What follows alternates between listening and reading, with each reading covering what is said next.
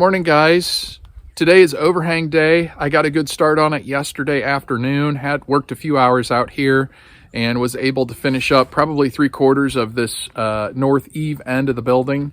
So I'm hoping today I can get this finished up, moving my scaffolding around, get the other eave side on the south side finished up today, and then maybe even get started on the gable ends. So I'm going to have to move my scaffolding around, which is kind of a pain in the rear end, but it is nice to work off of. It's just not very mobile.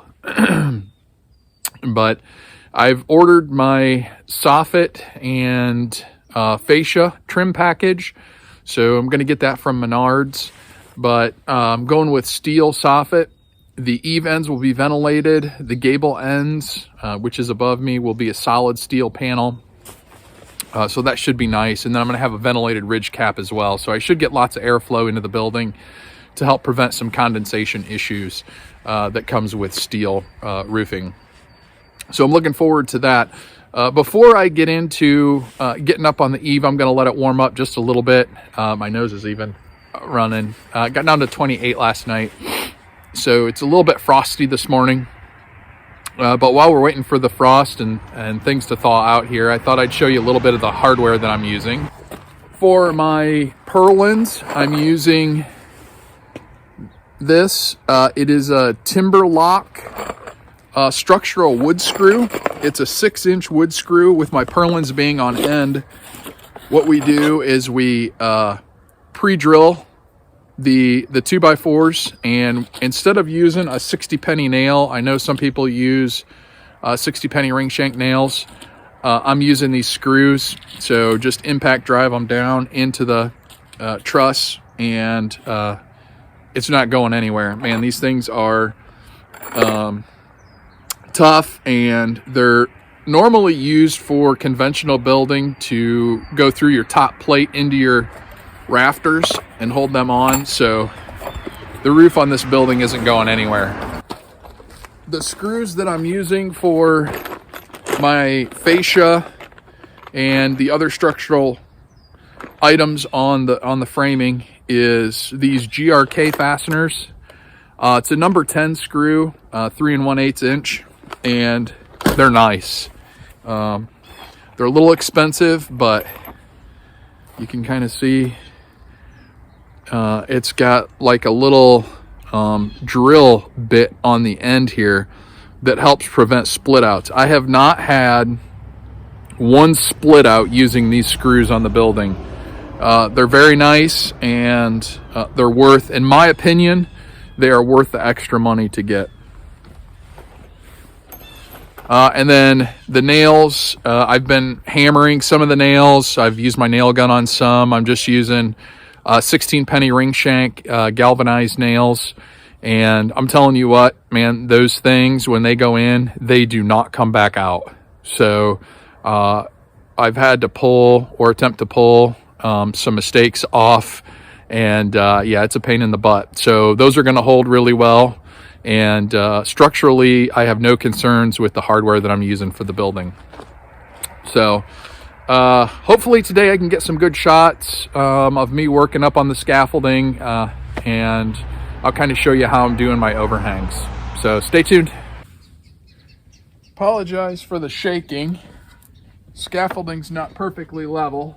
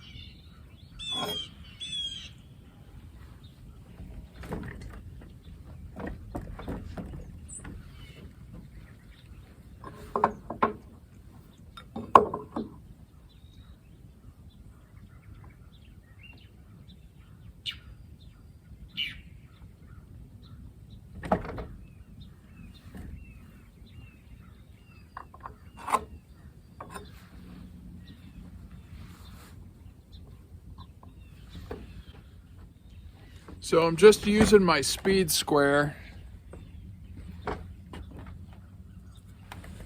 I know my roof is a 612 pitch, so I'm using the common line here, 6 off of the pivot point, and that'll get you your angle to match the truss. Oh yeah, Colt.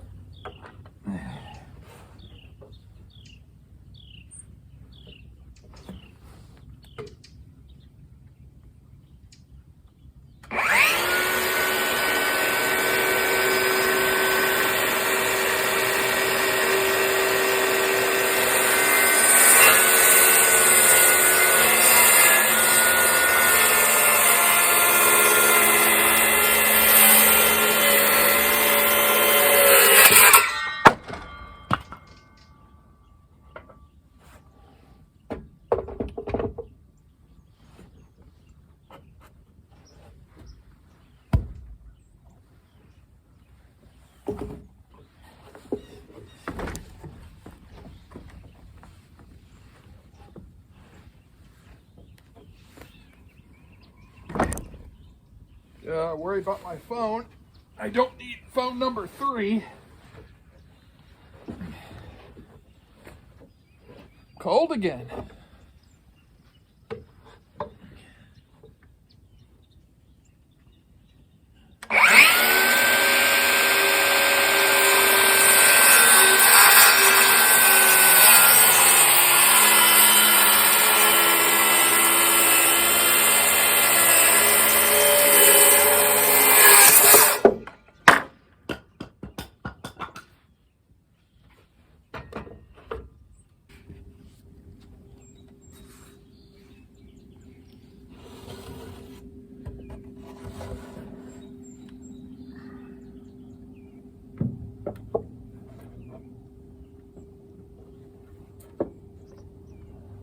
All right, so I wanted this. I do remember this measurement. This is my soffit nailer, 6 inches up.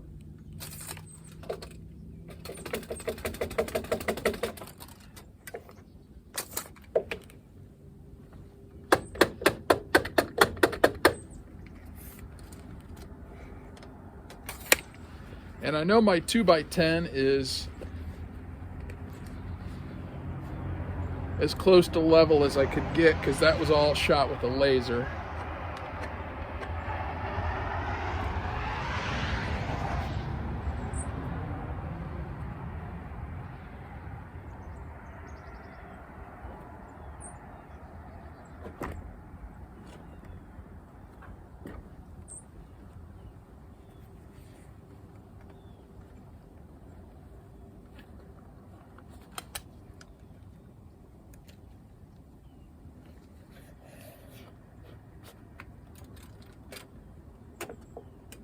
This is where having an extra guy would really be nice.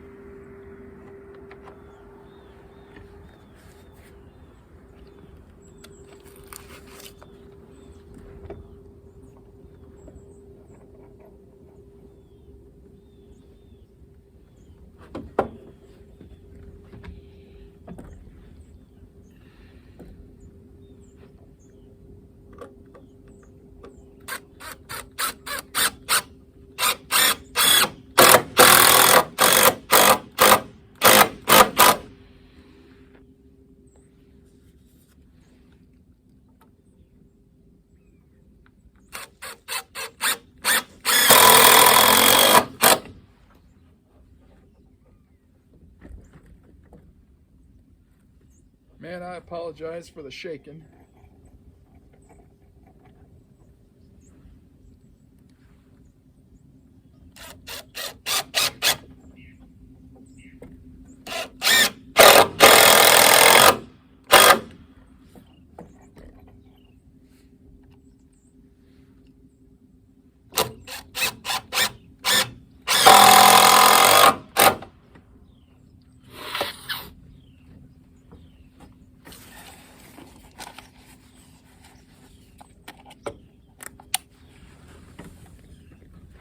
All right, now my in-betweener.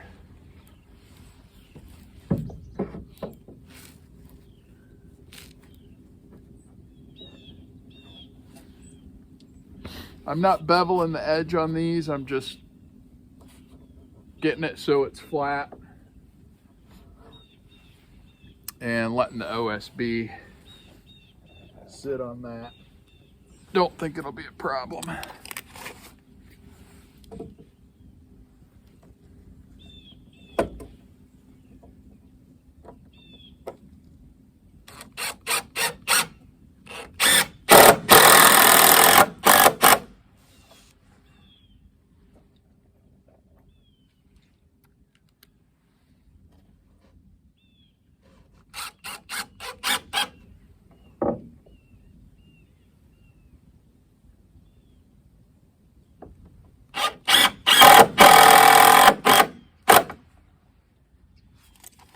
Now I'll have something to measure from.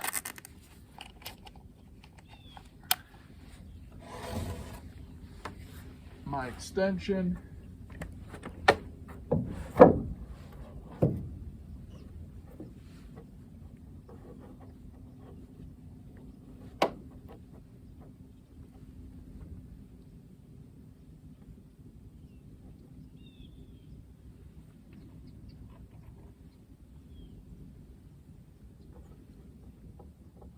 And I'm just going to sink this in now.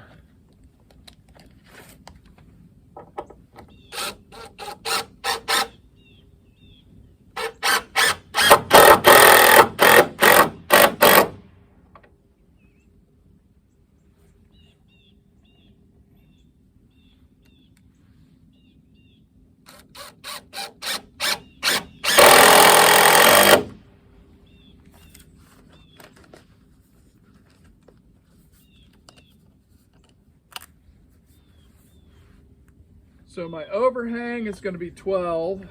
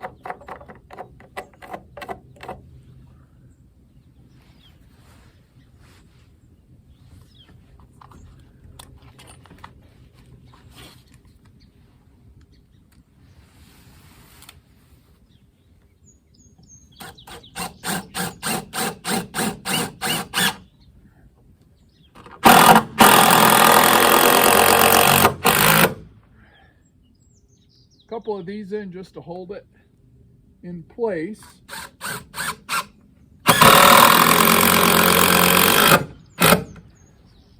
Before I do my timber lock screws.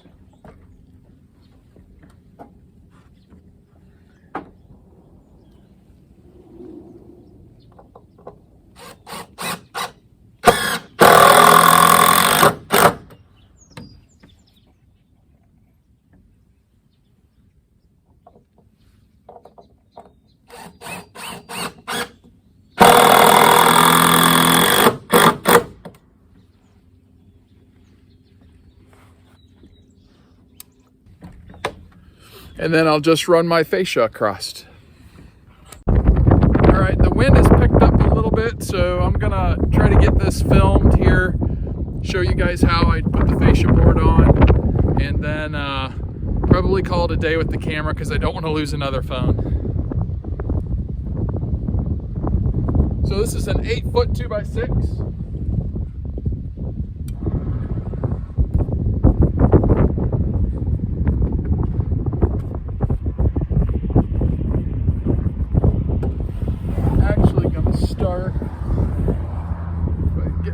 Screws started.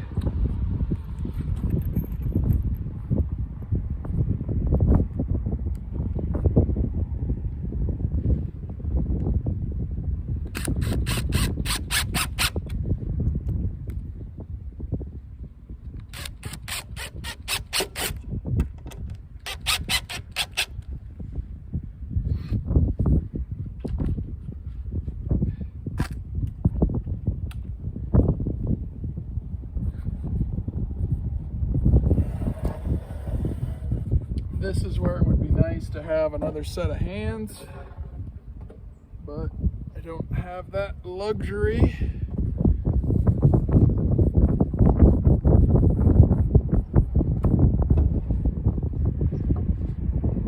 So we're going to try to get it close as we can here.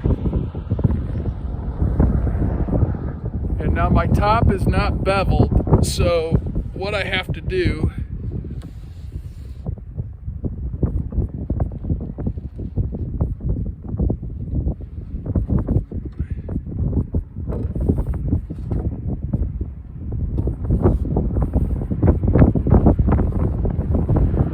is use my square.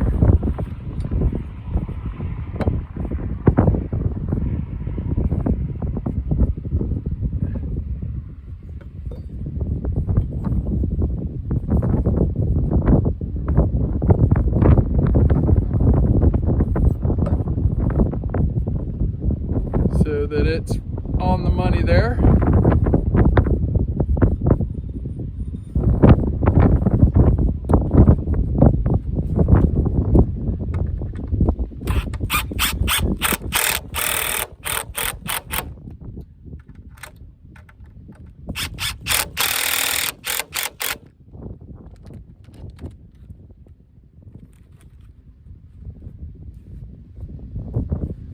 And then I'll come down here and get this one.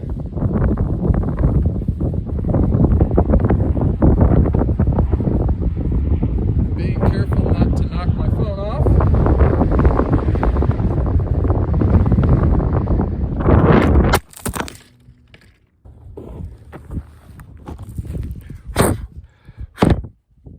Still in good shape. All right.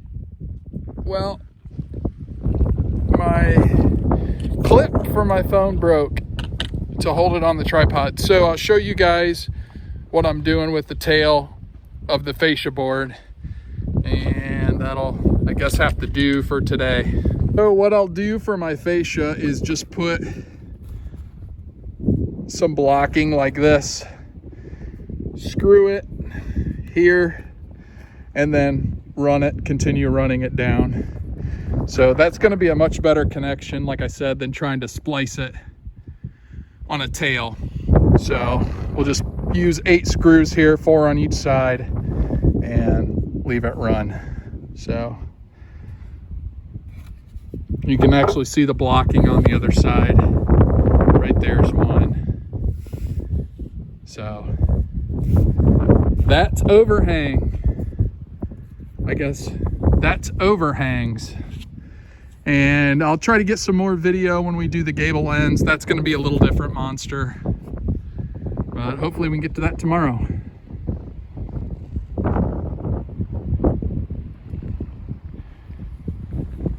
Thanks for watching, guys.